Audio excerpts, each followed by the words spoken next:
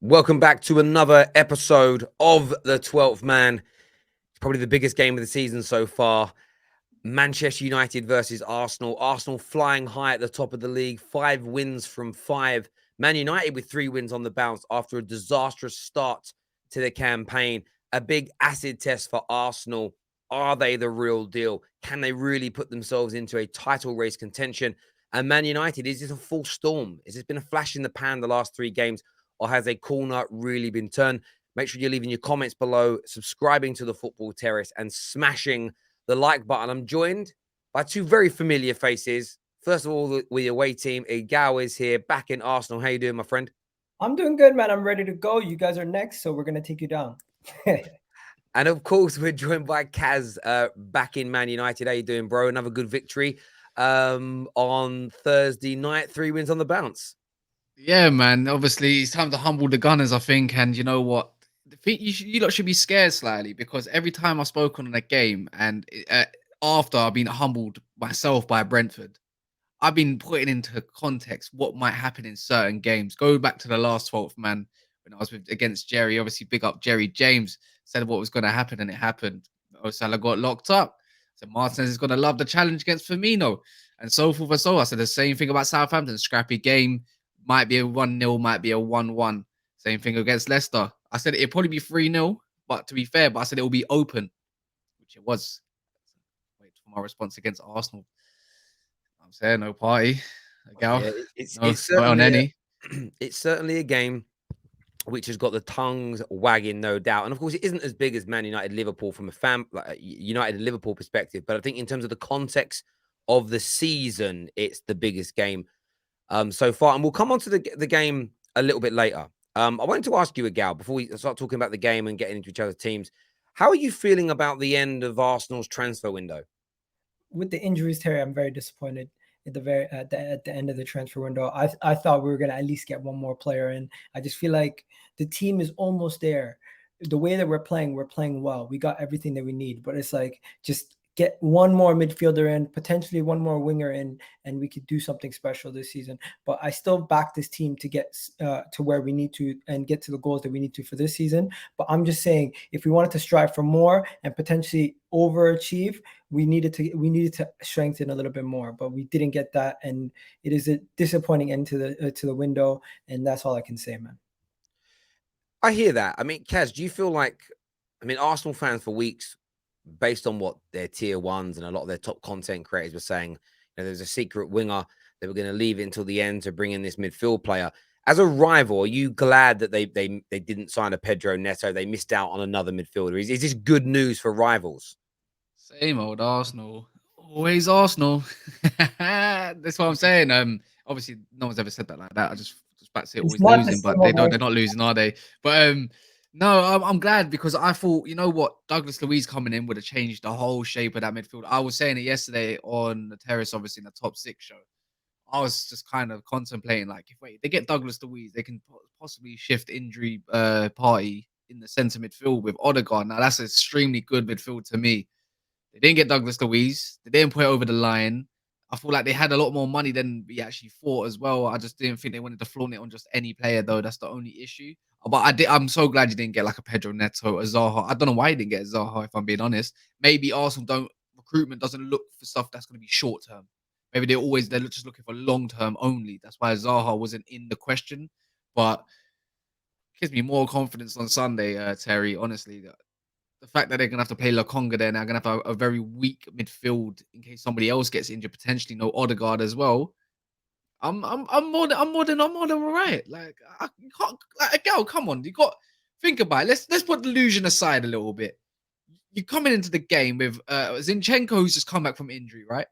You're just coming into the game as well where there's no Partey, there's no El Neni. Who's your DM? You got Lokonga, who looks more like a centre mid than a DM to me.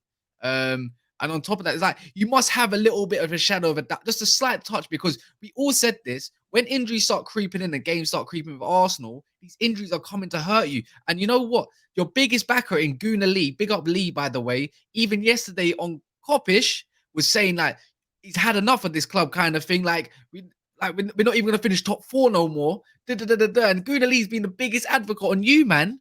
He said he will finish third this year. Listen, respect to Gunnar Lee, but I'm not going to talk for him. I'm going to talk for myself. I still believe this team has enough to do what we need to do this season. But if you're saying you're the favorite at Old Trafford in a game for Arsenal versus Manchester United, I'm used to that. Are you saying you're the favorite? Is that what you're saying? Ooh la la. No, I know, because this is probably the first time where I could actually say Arsenal are probably definitely the favourites, just based off form, luck, the way they're playing as well, the way the team are. But you can't deny the injuries that are coming along with it. I mean, don't get me wrong, Egal. Like the Aston Villa game performance, you probably should have smashed them a lot more than 2-1, respectfully, if Saka decided to Yeah, have it some should have shooting been boots. 4-1. Like, like a couple of them goals were thrown in by Emi Martinez for me, but you should have smashed them regardless. You know what I mean? But Yeah. again, that performance is a bit the same thing. When Arsenal creep into the game, like they get, there's a little part in the game where Arsenal fall off in the like a little section, which kind of makes me think, wow, when they haven't got a party or something in there, you can kind of see the difference between the Fulham game and the Villa game. You start very well, but then it starts dropping off just a touch, and then you get your second win towards the end. But no, man, you lot are definitely the favourites, man, because Jesus, like, you, oh, is he Oh, on? Egal's dropped off then. I don't know what he's done. Maybe He's maybe he's bottled getting scared. it. He might have done. He's even ruined the set. The viewers, listen, we live record this, so we're not editing this out. I don't know where Egal's gone. He has dropped out there. He's disappeared. Look, I kind of look from my point of view. We'll put it into this view into Egal comes back. From my point of view, like I agree. I think Arsenal are the favourites going into this game. What I wanted to ask Egal, and when he comes back in a minute, maybe we'll get there. But there is this element of, and he's back with us now, actually, so we can go back and ask this question. We'll switch ourselves around again. My apologies. No worries. I wanted to ask you, Egal, like you're being considered the favourites by a lot of people going into this game.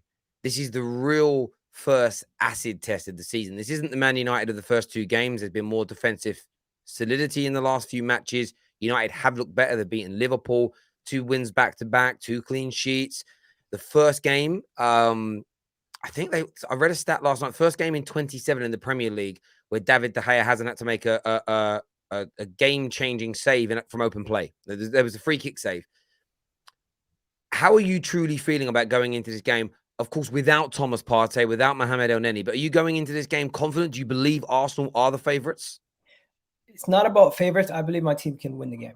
I believe my team can win the game. I think favorites on the night comes down to the feeling or the mood around everybody. And personally, if you ask me, I feel like we can win this game. If you're gonna say favorites, that is a flip of a coin. Anyone here can say who their favorite is. That's an opinion based on yourself. But I personally think my team can do what we need to do to get those 3 points. And I think Manchester United of recent, the new team that you guys have, how you guys have been performing, there are still points where we could probably point out that you guys could improve, and there's probably points that we could improve. So it's not a thing where it's like, oh, Arsenal, the end of our window, worries are going to affect the players on the pitch. At the end of the day, the players on the pitch are still performing, they're still winning these games, and the character and the fight and how we've improved, it's not the same old Arsenal which you started with at the beginning. I see how you started that though. Yeah, obviously, I'm gonna have a little bit of a thing, because you know what it is though. Yeah, when it comes to Man United v Arsenal, you could say that the derby over the last few years have been a bit bland, but this Sunday feels a little bit different, right? Maybe because we've gone through in a bounce, maybe because you've gone 5 in a bounce. It's because it's just like we just improved. Like, as both teams have been crap for so many years, like you can see a bit of improvement in Man United, obviously. Also, Man United are back now. I didn't say that. I didn't say that. But in terms of what we've seen over the last few years, Man United are diabolical to watch. And even so now, you can see a little bit of difference. But regardless of the situation, every Manchester United fan can't tell me that they don't go into this game thinking, oh, it's Arsenal. Oh, it's only Arsenal. Like, it's not going to be Arsenal. It's Arsenal. Like, do you get what I mean? And that's the way it is. That's the way I feel as well. Like, it don't matter how bad we are. It don't matter how bad. I heard that after you lost to Brighton. I heard that after you lost to Brentford. I heard that after you lost all. No, this is irrelevant. Terry, as a Manchester United fan yourself, I get it as well. Don't you ever think, like, even though we can rate Arsenal, don't matter how bad Manchester United have been, we still got to, if they come into Old Trafford, like, even if like against Liverpool, Man City, but if it's Arsenal, it's like we can get a win here. Let me ask. Yeah, I think what's interesting about this game is the back end of last season, I had no hope going into any game against big teams because we weren't working hard. I agree with Egal. I agree that Arsenal can win this game, and I make Arsenal the favourites. But Man United can beat them. That's what I would say about this. we're not back. We haven't. There's no evidence yet to say we've completely turned a corner. But if you look at the last 3 performances, especially against Liverpool, with the crowd being up, with the noise in the back and behind them, with Anthony and Casemiro in this team, Casemiro probably starting, we have got the ability in the squad. And if we work hard, the fight to beat Arsenal, but it's going to be a tough game. Your point on it being Arsenal, I think that's what I wanted to throw out to you two. This is the first time in, I would say, nearly a decade where Arsenal have looked, forget Man United and Arsenal when there being a rivalry, Arsenal have looked really good. And there is talk of, can they go on a title charge? Are they genuinely back? And I think that can either help or damage Man United. And when to ask that question, will Arsenal be is the hype real? Are Arsenal going to be too good for us? Or could this get the crowd up? Could this get the players up to another level where they think, listen, we love beating Arsenal, but there's even more motivation because we could be the team that throws a spanner into the works of this brilliant start. Like, what do you guys how do you think Arsenal's start to the season is going to impact this game? The reason why we need to win this game is because if we lose this game, people are going to say our start to the season, you see, I told you so. It's going to be a moment where people can say, I told you so. You haven't played enough top opposition, even though the team that we've played drew against Liverpool, and some of the teams that are lower down the table are picking up points against Chelsea and other teams. They don't care about that. They're just going to say, oh, Arsenal had an easy schedule. The first acid test they had, the first top 6 team they had, they dropped points. And that's why I don't want to drop any points in this game. I want to get all 3 points to just be like, you know what, the good times keep rolling, and it can be the first big scalp of the season. Even though Manchester United have not been of the best over the last year and a half, at the end of the day, you're still a top 6 team. You still have top talented players in your team. And when we put that win on our resume, it's going to be a game where people say, you know what, now we're taking notes. You're 6 for 6. When you do, yeah. When we do. When you do, okay, go. I hear what you're coming at, yeah. But to answer Terry's question, yeah, it is real. Of course, it's real because it's not just winning on. Every team wins a little bit on luck. Like we can just, we can talk about Liverpool and their plus 3 minutes on top of the 5. Like that's a bit of luck there, a little bit of luck, but at the same time, very convincing. Arsenal look convincing. You can't tell me any fan, whether you're a Tottenham fan or rival fan, no matter who you support, you can't tell me you watch that game and see them beat them in good fashion. Every single one of those teams, Fulham, this, that, and the other, don't matter. They were still all over them. They were still creating chances, but we've already just been like we just experienced. Do you want to play that game? Do you want to play? No. Wait. I'm rating you. Like I'm not. You think I'm being you think I'm being a donut or something? Like I'm actually rating you, man. Like I think like you've been playing really well, and I've been the first to say throughout the whole summer window that period. I said Arsenal probably going to finish 6th. Right? I said it. I said I can't really see Martinelli bagging more than 10. I can't really see Jesus bagging more than 13. But yeah, but that's what I'm saying. I've already held my hands up and say, you know what? I got that totally wrong because as football fans, we all have opinions and we're never going to get everything right. Okay. Still be right. But the thing is, I can still be right. No. Let me finish. I said I rate you, man. It is real, but there's always the but. The but has to be, we've just experienced our first midweek game, right? And you've already experienced nearly 2 injuries in potentials of Odegaard and also El Neni and also Ramsdale. So what happens when you come against with the Europa League when it keeps coming and coming and coming? You're not really known for keeping a team fit all season either, are you? And can you really replace that quality? This is where you needed your man, obviously your boy, to go get some recruits. Okay, stop this whole thing about injuries because I feel like everyone just does this thing where they're like, oh, Arsenal's going to have injuries. Every team is going to have injuries, okay? If you lose 2 to 3 players in your squad, and I'll just point out a couple players right now. Go to Manchester United's team, you lose Casemiro or somebody like Martinez, who's been playing well for you guys since you've signed him, or you lose one of your main goal threats in Bruno. Let's be honest, you're still going to suffer just as much as we are. It's not only an Arsenal. That's not the question. That's not the question, though. That's not the question. You didn't ask a question. You made a point. Did ask the question. He said, "Is Arsenal's like?" He's talking about the Arsenal title challenge. Like, can they go do it? Is Arsenal's performance basically being real? Like, is it real? I'm asking. I'm talking on that perspective. I'm speaking on your point. And when it comes to injuries, I hear you. Everybody has injury issues, but the same thing when we're talking about injuries.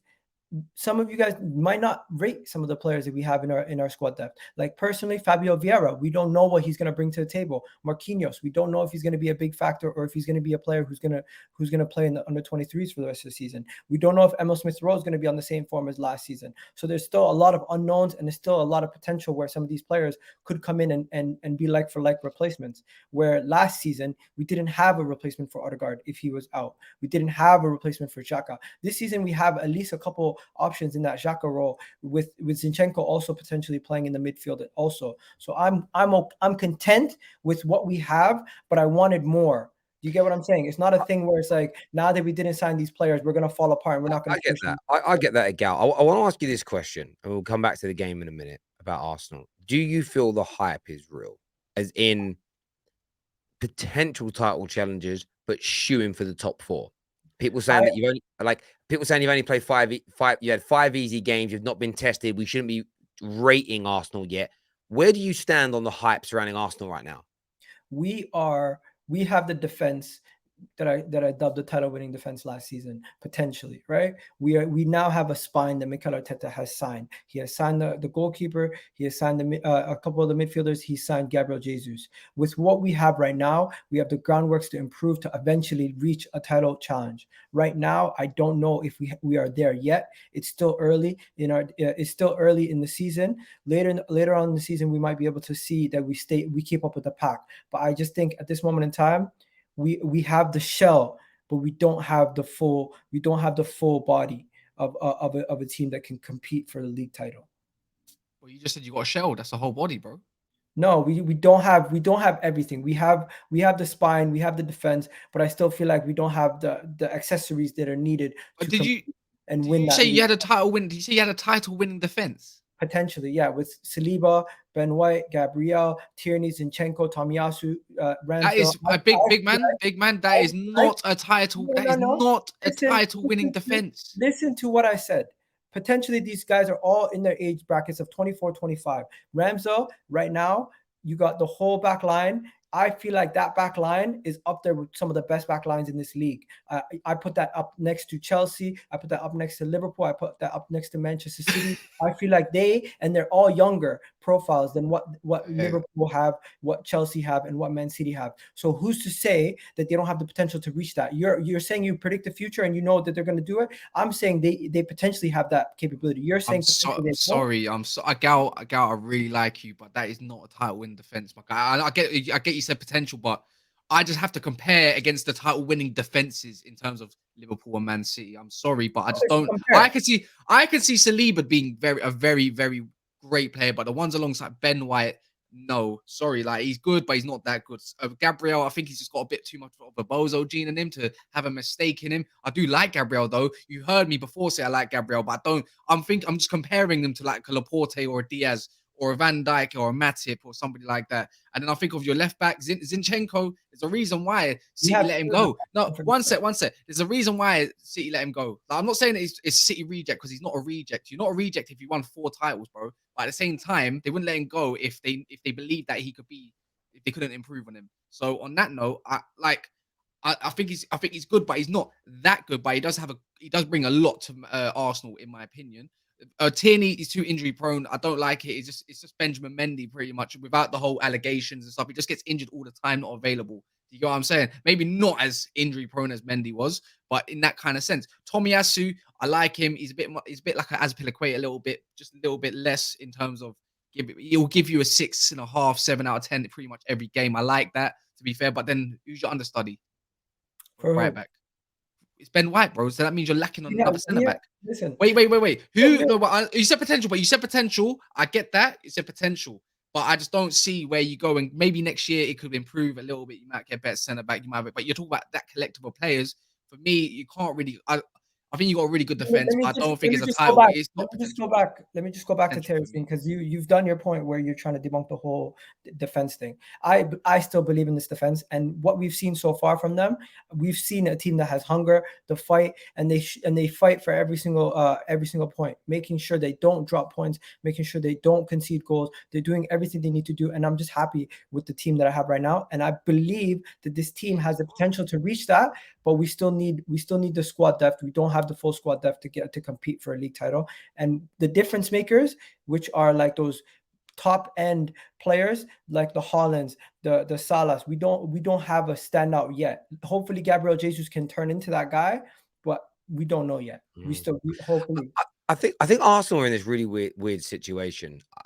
I think the hype is real, but we don't know where they are on the timeline yet. I think if Arsenal beat Man United win their game after that, and suddenly have 6-7 wins on the bounce, you will see a snap in the media. You'll see even a change in Arsenal fans' mindset around, we could actually do this. I can't remember a team a top team that won their opening 6 Premier League games that didn't end up in a title race.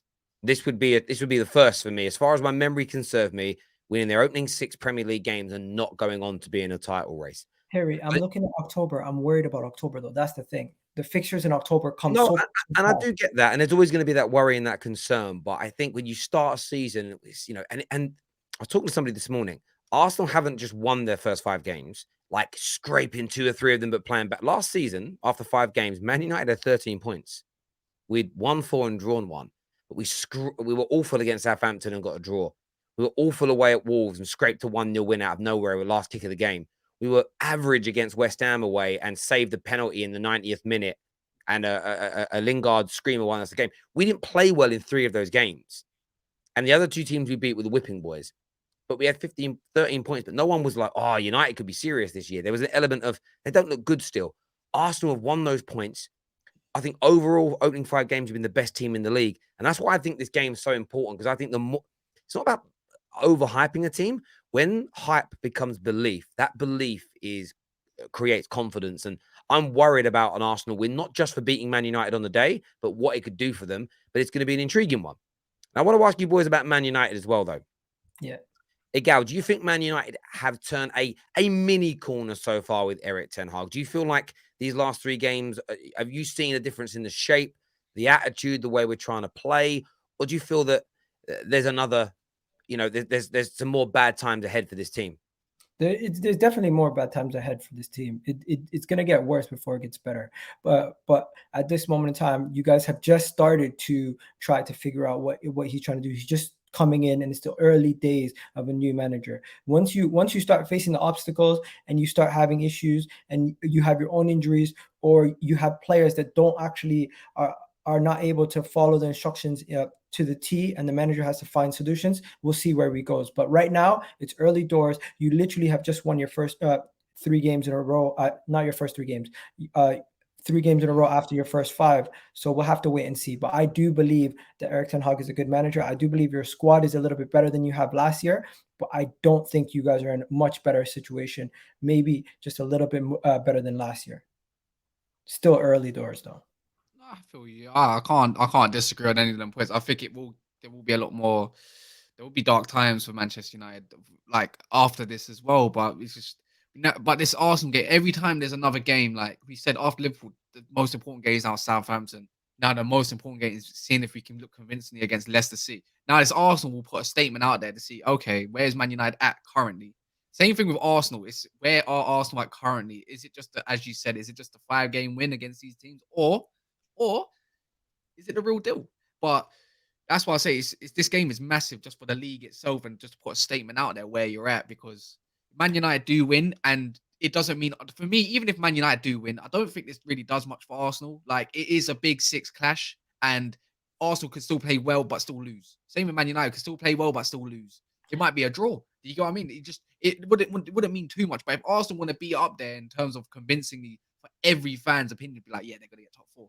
You have to smash us, bro. Like, no. You know what worries me though? I look at United and I see a team that actually works hard and fights, and it's not like the teams of before where you kind of just like walk right through them. So if we go into the game and you guys outwork us and outfight us, and we are unable to raise ourselves to that level, it could be a demoralizing thing. I don't want that to happen. I don't want it to be a situation where they come there and they're not working as hard as you guys, and you guys are outworking us, outrunning us, out fighting us in every single scenario, because that's what we need to be able to do to come away from home to get the victory. We cannot let you guys have your comfortable game.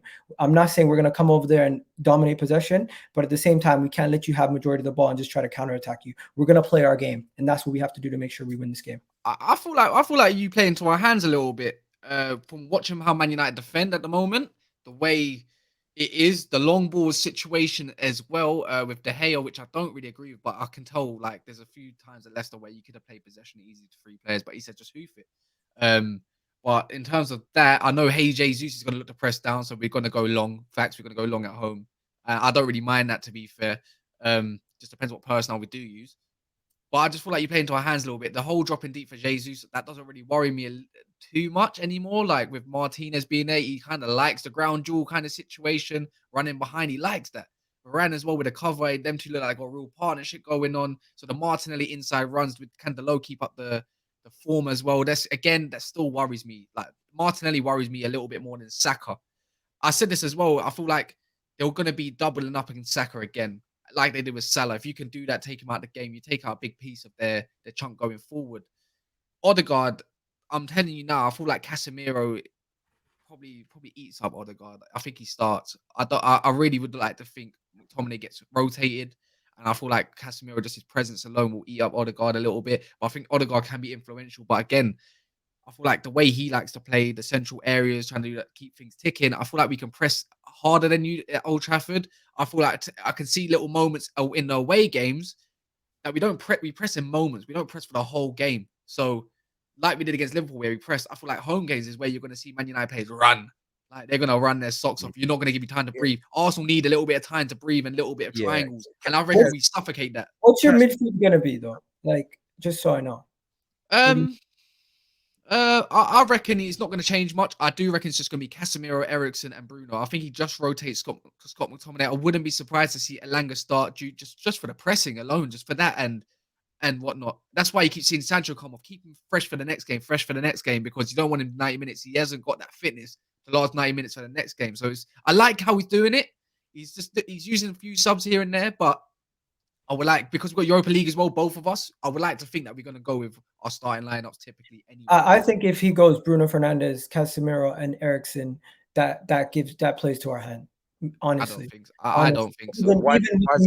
Even with the midfield injuries, I believe if you in this game defensively, you guys are going to be put under more pressure by Arsenal than you have been by any other team this season. And even though you have Casemiro, I think with Eriksen and Bruno, they're going to have to support him a lot more, and you're maybe even going to have your wingers supporting a lot more, because we're going to pin you guys on either flank. When we have Martinelli and we have our wingers flying down that left side, and we have Saka and Odegaard linking up on the right hand side, you're going to have a lot of double ups. And if you ever get your defenders isolated versus these guys, you're going to have to get your midfielders back to try to help out. See, this is where I feel like, again, I just said it again, I feel like you play into our hands with your wing play. The same thing we did against Liverpool is not too much different from how you lot play with the wing play.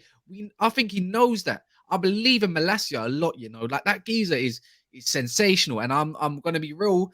That's what Liverpool thought we were going to hurt us down the flanks. I thought they were going to hurt us down the right-hand side more, if anything. And that's where we done our best job, because through the middle, I don't think Arsenal get it. That's why they're going to need Jesus to drop back. And that's why I feel like Casemiro's there, like, kind of thing. Like, I'm not saying he's the savior, but I feel like just to wrap this little part up just a little bit, just feel like it plays into Man United hands just a little bit more than you think. I'm not saying that Arsenal don't have creativity to get behind and score still, but I just feel like I feel like we're kind of, man, I'm confident about that a little bit. Question I have, Egal, do you think Man United will be able to handle your press when we're trying to play out from the back? I never actually thought about the press. I'm more or less thinking about when we lose the ball, we're going to be able to win it back quite quickly, because I don't know how well you guys are set up so far when it comes to playing out the back or anything like that. But the moment we lose the ball, that's the most relentless when we're pressing. It's not when we're pressing from the beginning, when you start your build-up play. It's the moment we lose the ball in your attacking third, we tend to win the ball quickly. And I could easily see a situation where we lose the ball, we try to take a shot or two in the box, you guys try to play it out the back and try to get it to your midfield. We pick it out, and we have a situation where it's 2-on-1 against your defenders, and we score from that. That is where we're the most deadly. It's not just playing out the back when your goalkeeper has the ball. It's counter pressing the moment. I don't think it works because Leicester tried to do that yesterday, and I saw every game we've seen a little bit of difference. We've seen a solid Man United back four where I feel comfortable and secure as a Man United fan. We played in a situation where Leicester pressed us and we played them. There's actually a clip probably on Twitter right now of how we played out them very easily. Not saying that Leicester are Arsenal, because Arsenal are clearly better than Leicester. But in that note, I can see us switching the play a lot more as well. And we saw that against Leicester. We see their fullbacks getting very high, like Arsenal do as well. We see it a lot. One of them, Lokonga, I don't think he's that good when it comes to timing. I think Bruno's going to be on him like a rash. where that's where I think you lot's weakness is going to be. Xhaka as well. He typically likes to turn up against Manchester United. It'll be interesting to see if Xhaka continue form. I'm not going to disrespect him on this note. I feel like he could have a good game. I think he will relish this type of game.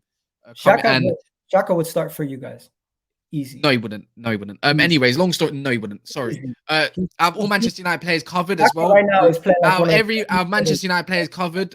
Eriksen has ran the most and pressed the most, and we can really see how he closes the gaps a little bit more. He's looking a lot more fitter as well, and I like it.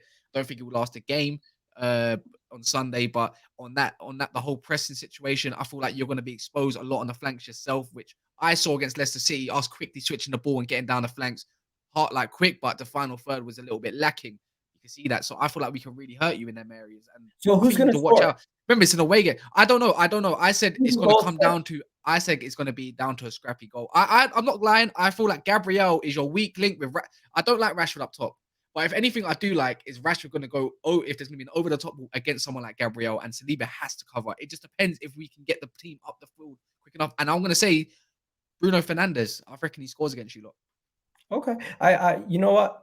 Bruno Fernandes, he scored against us last time. But I'm looking at Man United and I'm saying to myself, there's not too much starts. Once again, as I said with Granit Xhaka, I look at your team and I say to myself, this is one time where I can say, hey, I don't think I can take maybe two. I'll struggle to take more than 2 players from your team and say they get into our team, realistically. Even with the injuries, Casemiro gets in. Who else really? Sancho potentially, but nobody else. Everyone else in my team. Did you say Casemiro potentially, bro? Did you just say Casemiro potentially? No. I said Casemiro right now with the injuries. I didn't say potentially. So you would pick Partey over Casemiro all being fit? Yes.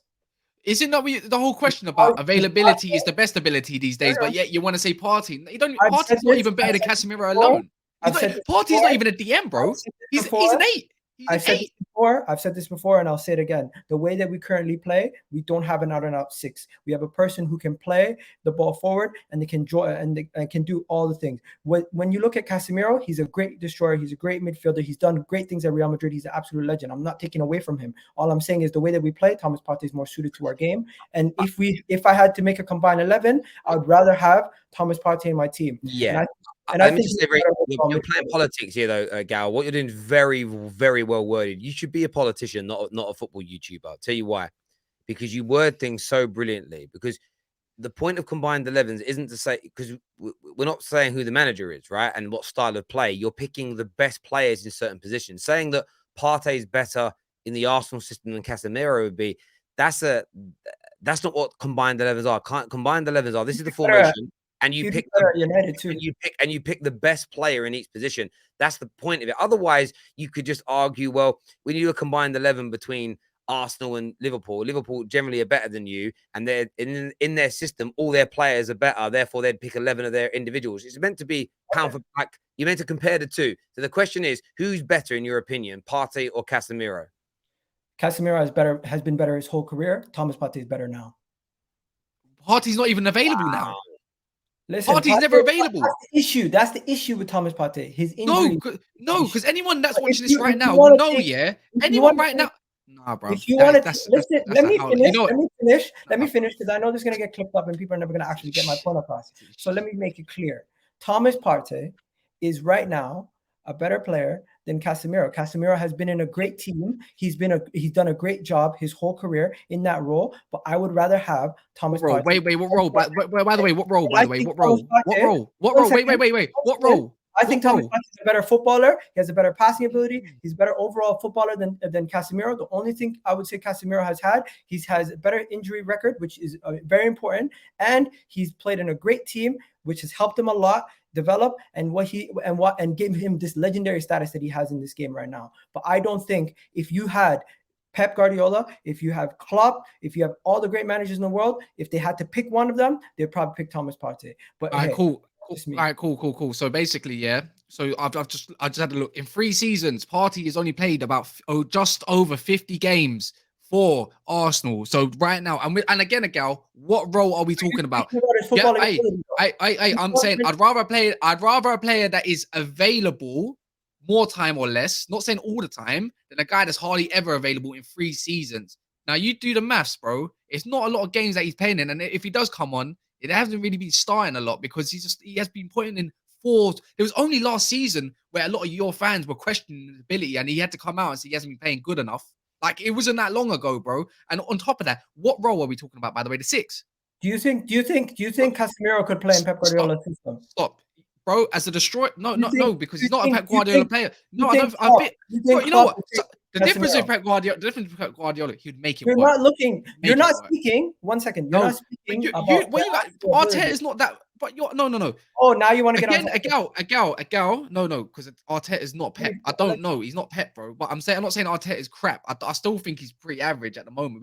I'm yet to be. I want to be proved wrong personally, because I like young managers coming through the game and everything. But at the same time, what role, bro? You have not answered my question. What role? Are we talking about the 6th role? The position that that's what. Okay, all his career. Go look at Atletico's 4-4-2 and tell me where they played a DM, bro. They played 8. Parties and 8. Do your research, fam. Because you can't come on here and tell me he's been doing that role better his whole career when he wasn't even doing that for Atletico. Listen, Thomas Partey was not doing that for Atletico. What he's doing now for Arsenal is he's playing as a lone 6. Tell me where Atletico play 4-3-3. Go on. I'll wait. I'm not talking about Atletico Madrid. I'm talking about Arsenal. What he does for Arsenal, he plays as a lone 6. He's been transitioned. That's why I said. Is that why you're playing 4-2-3-1 last season and not 4-3-3? So the lone 6 has just come about. Yeah, the lone 6 has just come about because we changed the. But you said his whole career. Bro. I never said Thomas Partey's whole career. In his role, he's better. He said in his role, he's better than Casemiro's role. So let me know what role that is. I'm still waiting. Right now, Thomas Partey plays as a lone 6 for Arsenal. Casemiro, for you guys, does he play as a lone 6 or does he play as a double pivot? How do you guys play? Well, actually, to be fair, if we're going to talk about lone 6s, then let's go back to Real Madrid, because at Real Madrid he's playing as a lone 6. So we're not talking about this is no. Right now at Manchester United, you could say that he is basically playing as the lone 6, because you see Eriksen getting further and beyond the striker a little bit more. He's playing as the 8. Yes, it's a double pivot, but he's a bit advanced forward. It's not that far off Xhaka and your 4-3-3, because Xhaka is still technically next to your 6. He's just doing the role of the box to box, and Odegaard's more advanced. It's typically kind of basically the same formation, the same kind of system, except obviously we're playing a little bit differently. So what now, Egal? Listen, are you going to let me speak, or are you going to continue to cut me off? I'm talking about right now. I've acknowledged the injury issues, but I'm just looking at the footballers based on their abilities and who they are. I personally believe that Thomas Partey is better than Casemiro. He's better suited to the possession style football. He's better suited to a team that plays with that lone 6, that holds on to possession, that moves the ball forward and has control of the game a lot of the time. Yes, he's played at Real Madrid and he's done great, and he's had 2 great footballers next to him. You don't have a Modric or a Kroos at Manchester United. You have Bruno Fernandes and Eriksen, nowhere near that level of control over the ball and technical ability, which then will put Casemiro under more trouble. I personally don't think anybody right now who says Casemiro, they're looking based off of the history of the players, and you're looking at the 2 players based off their legendary status. If you take Thomas Partey right now and you go to any top manager, just look at his skill sets in comparison to Casemiro, you're going to pick Thomas Partey any day of the week. I'd rather have Calvin Phillips over Partey, bro, because he's more available and he can do the long passing range. And once again, you're just going back to injuries. That's no, because that is it. Because you talk about history. We talk about history. Then we're going to talk about your injury history. He's injured again. He's injured again, bro. Let's talk about it right now. If you genuinely believe Casemiro is suited to the style that you guys are trying to play in the future? Well, yes, because right now we need a destroyer, something we haven't had for years. If you go look at Erik Ten Hag's teams, he's always had a destroyer. Okay, so if you wanted a destroyer, why were you guys originally going for De Jong? Because originally, I don't think Ten Hag. Why are you asking Terry? I'm speaking. No, I feel like he looked at the personnel at obviously United and thought, you know what, I need a controller in there. And then he realized after Brighton and Brentford, no, I don't need a controller in here. I actually need a DM more importantly. He probably thought I can get a controller in here like a Frankie de Jong, and then I'll go get my sort of DM at some point. The thing is, we already know at Man United we needed 2 players and 2 midfielders. Even Ten Hag wanted another midfielder. It doesn't mean we don't want a controller still. He's got Zidane Iqbal in the team for a reason, because he still wants a controller for the future to see if he even reaches that potential. Even now, what's Eriksen doing? He's doing the playmaking role. He's doing the ball control role. Like that's his role right now. He's the 8, or he's the starting 8 for Manchester United next to Casemiro. So what now? Talk about control. Xhaka don't have that control either. It's just Odegaard. Xhaka positionally is one of the best off the ball defensively when you look at Yeah, it. for a He red might card. not have the pace, but what Xhaka has, he has an elite passing range, and he's a Elite, decent yeah. So player. we call him elite now. Xhaka, one thing you can't make fun of is his elite passing range. His passing range is up there. Let's not go crazy. But what you want to do is you want to talk about Casemiro versus Partey. Partey's not even playing. That's why I didn't put him in the combined 11. If this was a fully fit team, he would have been in my combined 11. I don't know about you guys, but yeah, going back to Manchester United, please name 4 players that get into my team because I can't think. Just of want to 2. keep it on Partey and Casemiro for a minute. I just looked here over the last last season. It's hard to judge this year because Casemiro has not played yet. Passing accuracy, Casemiro 86%, Thomas Partey 80%. Long pass accuracy 76% for Casemiro, 43% for Partey. Forward passes per game 19 for Casemiro, Thomas Partey 17. Fouls conceded per game, both on the same. They both conceded around 2. Casemiro wins 16% more aerial duels, wins 5% more ground duels, and intercepts at least 1 more ball per game than Thomas Partey. So on the defensive metrics, the passing accuracy metrics, forward passing metrics, long ball metrics, and also chances created averages 1 per game, where Thomas Partey 0.4. So in terms of passing the ball forward, winning the ball back, and I will throw in there as well, because I know people like this in the modern day game. I want to throw this in there as well. Possession lost and ball recoveries. Possession lost per game, 12 times for Casemiro, 13 for Thomas Partey. Ball recoveries, 8 for both. Is this last season? Is this last season? Well, yeah. I mean, this is last season. So the reason I'm using that is Casemiro's not kicked is barely kicked a ball yet this year. No. But the reason, Terry, that's why it's a little bit skewed, is because, of course, he's in a Real Madrid team that is miles clear of this Arsenal team. I understand that. And he's playing next to 2 great players. Can I just get I understand that, but then equally based on that. So what you're actually saying is, but your argument was Thomas Partey, the player, is better than Casemiro.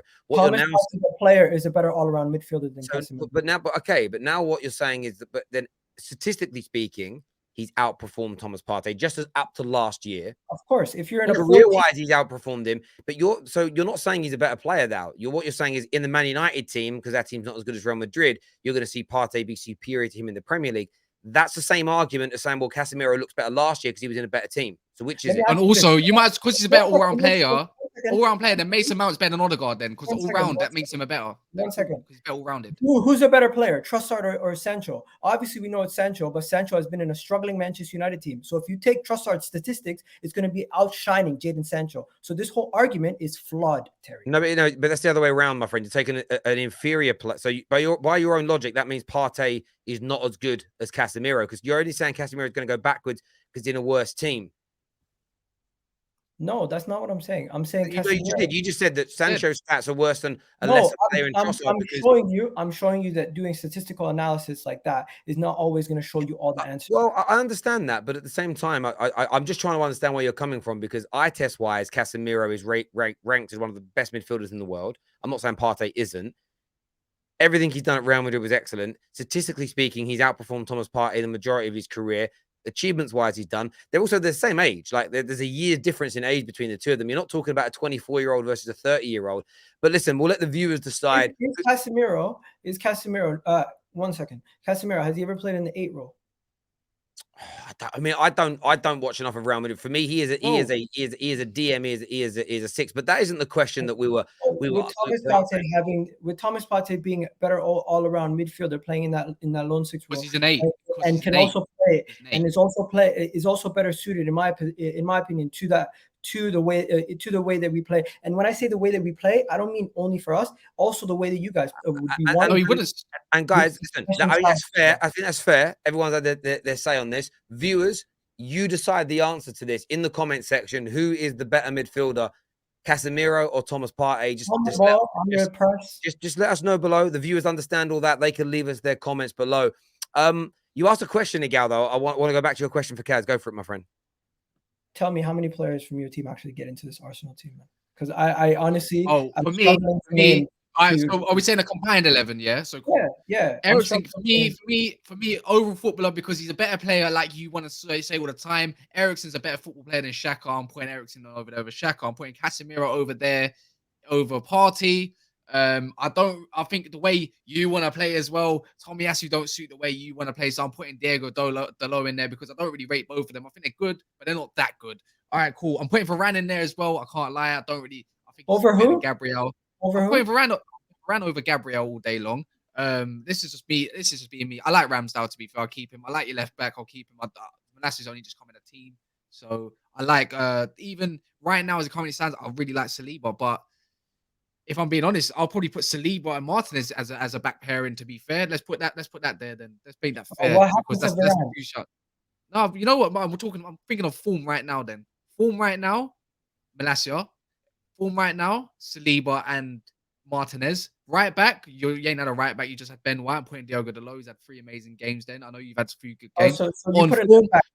on form right now, I don't care. You don't have a DM, regardless of form. I'm still putting Casemiro in there. Ability's ability. Odegaard all day long. Centre mid, Eriksen then. Actually, no. Tell like I'll put Xhaka in there right now on form because Xhaka's been brilliant. Saka, he's got a couple assists. He hasn't really done much more than Sancho, if I'm being honest. On that note, I'm just gonna have to give it to Sancho for now because Saka could do better. Sancho could do better. Sancho's got a couple goals, one assist, I think, as well, and that means not really much different. I'm just gonna have to back my boy Martinelli all day long, yeah, and up front Jesus. Yeah, there you go. That's a few players on form right now that get into that team from my starting 11. I'm kind of confused with your back line. Just to be clear, did you put Manchester United's left back in there over our left backs? Well, yeah, bro. I can't lie. Malassia's last 3 games have been absolutely phenomenal. Where's Zinchenko been? Just so I'm clear, are you doing on form? Or are you doing? What are you doing? I'm doing on form right now. On form, if that's what we're doing right now, currently. That's Okay, what and you don't have Odegaard in there. No, I did. I said Odegaard all day long. Okay, and what about Xhaka? No, I said Xhaka as well. I said on form right now. Xhaka's been. I put Xhaka in. Okay. So here's where I agree with you with the center half situation. I think right now it's fair to say that Martinez and Saliba have been performing as the best center halves. Right back, I don't really rate to give it to Dalot. Really, I don't really rate Dalot, but I'll give it to him there. Then I look at your front 3. That's where I had an issue with. Casemiro goes in. Okay, so I'll give you guys 3. But when it comes to Jadon Sancho, yes, he scored a couple goals here and there, and he's been performing well. Saka has been looking poor, so I get it. And Martinelli has been performing really well over the last couple games, since the beginning of the season, actually. So I get where you're trying to put 4 guys in, but realistically, you see how you kind of struggle to even put players in there right now. I said Jesus. I put more than that. I said there's more than that. I said Ramsdale. That's 1. No. I'm talking about United. It just goes to show you. Yeah, I put a few of them. Yeah, that's what I'm. Yeah, but you agree with my 11 then? Because technically you ain't changed nothing. You agree with that combined on form 11? No. He didn't struggle. He's put 5 of the 11. It's almost half. No. He didn't put 5. He put Malacia. He put Martinez. He put Dalot. No, Malacia's not in there. No, he put Malacia. He put Malacia. So Okay. yeah, he put Malacia. He put Sancho, and he put Casemiro. He put 5 in. That's about half. Okay. Malacia does not get in for me. I personally think Zinchenko would be in there no matter what. But hey, if you guys want to try to put Malacia in there, I get why you would do that. You've watched him a lot more than I have. And when it comes to the back line, majority of it I agree with. The only thing I would say is Saka, Sancho. I would try to argue that, and then you could argue the center halves either way for both teams, but I think Martinez and Sting have been the best. So yeah, I get 4. I'll put 4 United players in max. If you're going off recent form, 2 clean sheets. You ain't had 2 clean sheets last couple of games. What do you mean? We've had 2 clean sheets. Oh, you conceded against Footies. No, I mean the last recent games we're talking on form. So on form, we're talking about you conceded twice one against Fulham and one against the team before. Who was it? Fulham and just the last team, Aston Villa. We haven't. We've been away as well to Leicester and away to Southampton, which is not easy to go to. And you've been at home both times. So I could easily say United have struggled to score goals. Yeah, you can say that, but that's why I put. But you come on the defensive thing. I've put more of. I'm not denying that. I've put your players in the attack with Jesus and Martinez. I'm saying on form though, defense is being better currently on form because of the last couple games. And listen, boys, we'll let the audience again do your combined 11s below. Let us know what you think and what you feel in relate. Otherwise, we can argue about this for a week for a week. There's one player that I'd throw into the team right now, just for a laugh. I'm excited to see how Anthony's going to do, but we'll save that for the review of the shows. Boys, before the end here, give us your score prediction. Egal, what is the score going to be on Sunday? 2-1 tight game, but I think it's going to be a 2-1 game. I think Arsenal are going to take the early lead, and then Manchester United are going to try to claw one back at the end. Yeah, you know what? I'm gonna throw it. I'm gonna flip it. I want to put 2 results out there. I can see it really being a draw on a 1-1, but I can't see us keeping a clean sheet at Old Trafford. If not, I said it has to be a scrappy goal because at Old Trafford, you call it the 12th man, just like the show. We're gonna be there. Old Trafford's gonna be rocking. 12th man's gonna show up, I reckon, and just give us that boost and maybe get us a 2-1. But I do agree. I think Arsenal do get an early lead. There you go. We start early every game. That's why I said it. Yeah, Man United get through the first 25 minutes without conceding. I think they can win. That's going to be the hard point. I'm going to go with a 2-2 draw, though, in the game. That's my score prediction. That's not sitting on the fence. I think it will be a draw. And I'd probably take a draw before the game begins based on form of both clubs. It kind of doesn't derail us. It kind of keeps us confident. I just want us to have fight. And that sounds really crazy, but as long as we're fighting hard and working hard, I would be pretty happy after the game. Draws are also weird, though. If you're 2-0 up and you draw 2-2, it's horrible. You're losing 2-0 and you come back to 2-2, you're going to be absolutely buzzing. But I think it's going to be a brilliant, brilliant game. And listen, I grew up with Man United and Arsenal was the best rivalry in terms of chasing for league titles. And it's very early in the season, but I hope both. I actually hope both our forms continue. Because I'm telling you this now, this season, I'd rather Arsenal win the league than Man City or Liverpool. I'm telling you that now because I would. And that's true. Listen, I am shameless, and I'm one of these people. You know, like people ever go at Arsenal fans who celebrate when a team stops their invincible run comes to an end. I always think that's mad. Whenever Liverpool or City can't do the quad or treble, I celebrate because that's our achievement. No one else has that in the Prem. Like, no one else has that in England. Arsenal, no one else in Premier League history has invincible. So why should they not celebrate? Equally, no one's done a three-peat in the Premier League, and no one has as many league titles as us. So I don't want like this year, if Liverpool or City win the league, one of those records goes. So if I'm going to pick a team and United aren't the team to win the league, the team I'm picking to win it is anyone but those two sides. So there's part of me that's hoping. I don't want Arsenal to beat us this weekend, but I am kind of hoping that Arsenal win the league. Although I probably know my heart that's not going to happen. Viewers, smash that like button for us. Subscribe to the channel. Check out both Kaz's channel and Egal's. Links are in the description below. Until next time, take care. Goodbye. God bless. And we'll see you soon. Thank you.